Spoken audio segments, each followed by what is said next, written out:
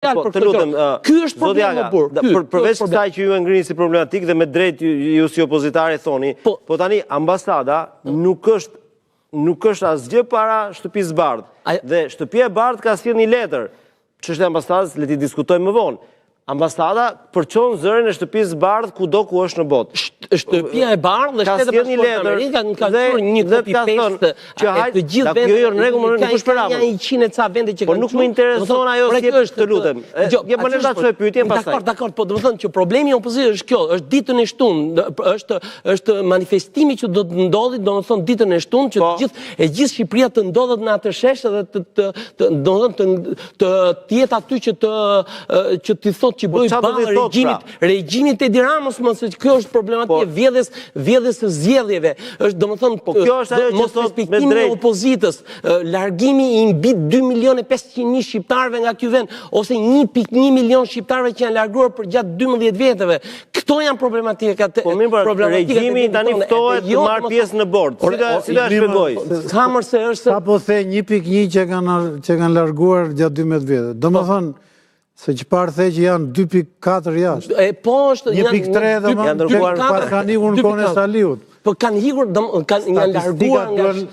larguar nga Shqipëria, jetojnë jashtë Shqipërisë sot mbi 2.400.000 shqiptar. 2.400.000 shqiptar.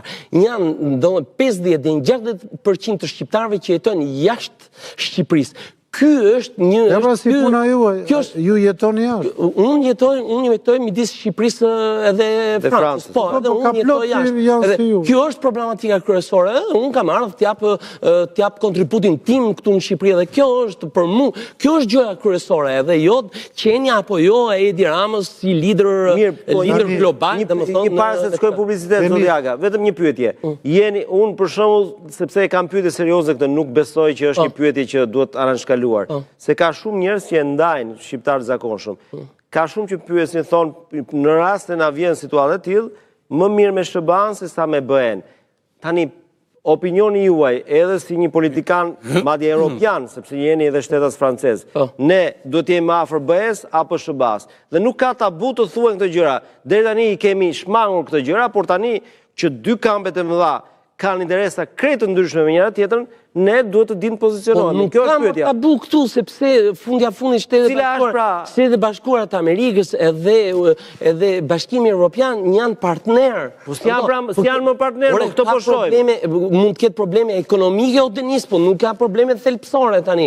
Ne, Bashkimi Evropian edhe Shtetet Bashkuara të Amerikës kanë probleme me Rusinë, edhe me vendet tjera, domethënë me diktatura, po nuk kanë probleme, këto janë probleme demokratie, janë disa probleme komerciale, të cilat domethënë Franca apo Bashkimi Evropian, 5 vendet e Bashkimit Evropian, domethënë kanë një problem me Shtetet Bashkuara të Amerikës, por këto janë probleme komerciale, po jo probleme ekzistenciale. Okej. Nuk ka nëse për Groenlandën edhe nganjëherë edhe për Ukrainën ka divergjenca që vijnë. Po divergjenca, domethënë divergjenca vogla, domethënë janë një gjë se do kaloj publicitet, prandaj me që ke lidhur me këtë punën e luftës ndaj trafiqeve dhe rrjeteve ndërkombëtare të drogës, në të cilat shpeshherë janë dhe shqiptarët. Po. E para njërë, ne nuk kemi deri tani asnjë, po themi, shqiptim publik nga ambasada e Shtetit Bashkuara të Amerikës në Tiranë që të kritikon mungesën e vullnetit për bashkëpunim për institucionet tona. Kjo do të ishte e rëndë. Tani, ne duhet të ndajmë atë që është problematike për brenda vendit, pra për qoftë, po themi, ekstremet e këtyre organizatë ndërkombëtare që mund të kenë lidhje me Shqipërinë, jo nga pikpamja etnike ose kombëtare, se ata mund të jenë shqiptarë, po s'kan lidhje me... Po mund të ketë raste që e kanë bashkëpunim edhe në Shqipëri. Atëherë ne kemi përgjegjësi konkrete, institucionale, pra organet ligjvënëse. E dyta për organizatat që shtrihen brenda vendit, pa diskutim që mban përgjegjësi Shqipëria, dhe për çdo rast kur trafiku ndërkombëtar i drogës kalon nëpërmjet Shqipërisë.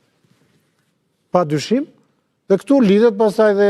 Por ju nuk i shikoni postimet e ambasadës si një sulm ndaj qeverisë Rama. Po ti nuk mund të thuash narkoshtet, po ti ishe narkoshtet, nuk të vinte kurrë ty ajo ftesa nga narkoshtet. Narkoshteta i quante Venezuelën, ose Kolumbinë. Ato mund t'i quaj narkoshtete.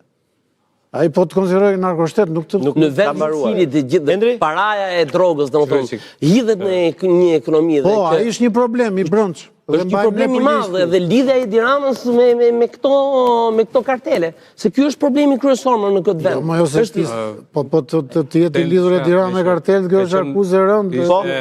Akuzë e rëndë. Do t'vinë ta marrin si Maduron. Postimi